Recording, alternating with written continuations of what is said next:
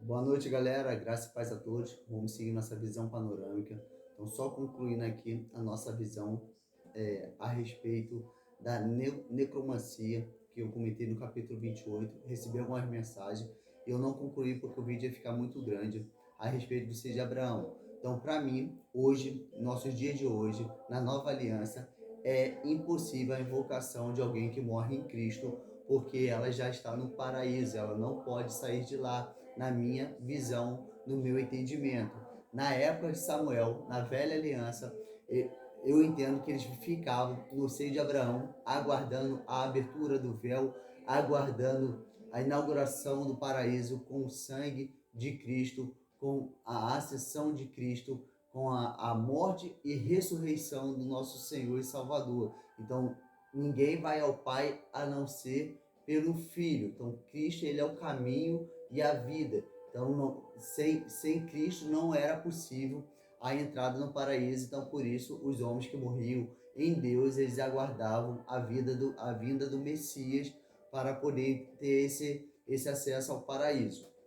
Então, naquela época, era possível essa invocação sim, por isso havia a proibição, mas também já naquela época era possível entrar na porta de engano e ter acesso a espíritos enganadores que vinham como forma de parentes queridos que tinham falecido ou como anjos de luz. Então, é, sempre houve esse abismo de engano, essa porta terrível dentro da necromancia. E nossos dias de hoje é muito pior, porque, ao meu ver, não tem a possibilidade de você ter contato com alguém que realmente morreu na fé, morreu em Cristo Jesus.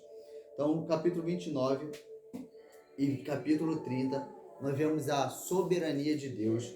Davi, ele é dispensado da guerra contra os filisteus, lembrando que ele está junto contra os hebreus, lembrando que ele está junto com os filisteus, com o rei Aques, e o rei Aques, ele dispensa Davi porque os príncipes dos filisteus não querem ele junto. Eles falam assim: esse aí não é Davi, aquele que as mulheres cantam, Saul matou 1000, mas Davi matou 10.000. Esse homem é famoso, é grande guerreiro.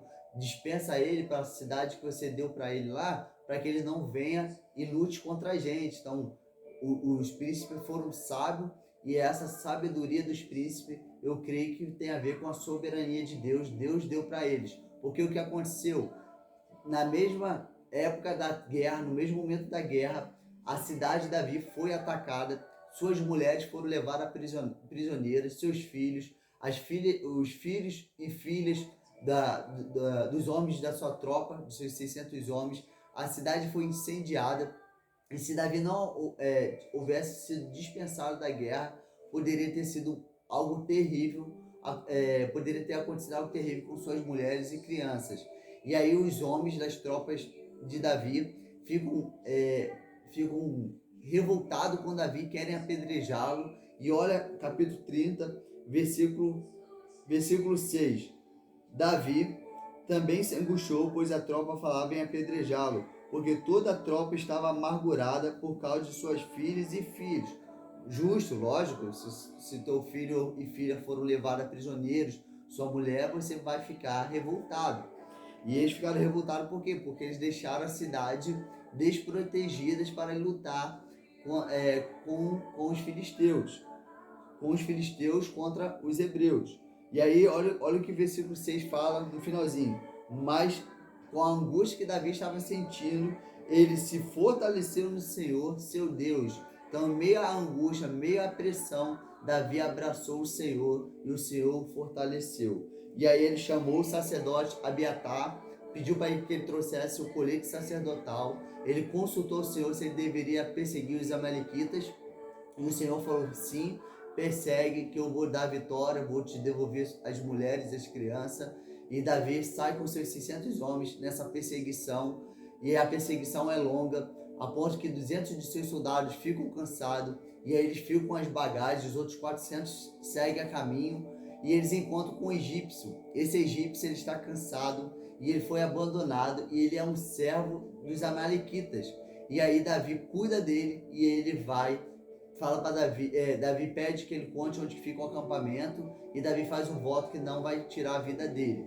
E assim Davi encontra o acampamento dos amalequitas, eles estão dispersos, cada um em seu canto ali, despreocupados de qualquer tipo de ataque, e assim o Senhor entrega os amalequitas nas mãos de Davi, e Davi conquista toda os despojos que aqueles homens tinham conquistado com suas lutas, e Davi recupera suas mulheres, suas crianças, e aí acontece o momento da divisão dos despojos, e Davi estabelece uma lei, um estatuto perpétuo, que é a respeito de dividir de forma igual entre todos, porque alguns homens de Davi, alguns maus homens de Davi, falaram assim, não vamos dar para aqueles 200 lá não, porque eles ficaram cansados e não vieram lutar com a gente. Davi, não faça isso, porque eles ficaram com a bagagem e nós devemos dividir de igual. E aí Davi também deu lá uma parte dos despojos para os anciões das tribos de Israel.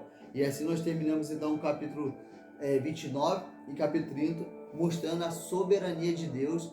Deus não levou Davi para a guerra, porque também o Senhor tinha já entregue Saul e Jonatas para morrer naquela batalha, embora Davi amasse muito Jonatas, embora Jonatas fosse um homem muito honrado, foi necessário que Jonatas morresse, porque se Jonatas não morresse, Davi não poderia ser rei, porque quem teria o direito do reinado seria Jonatas.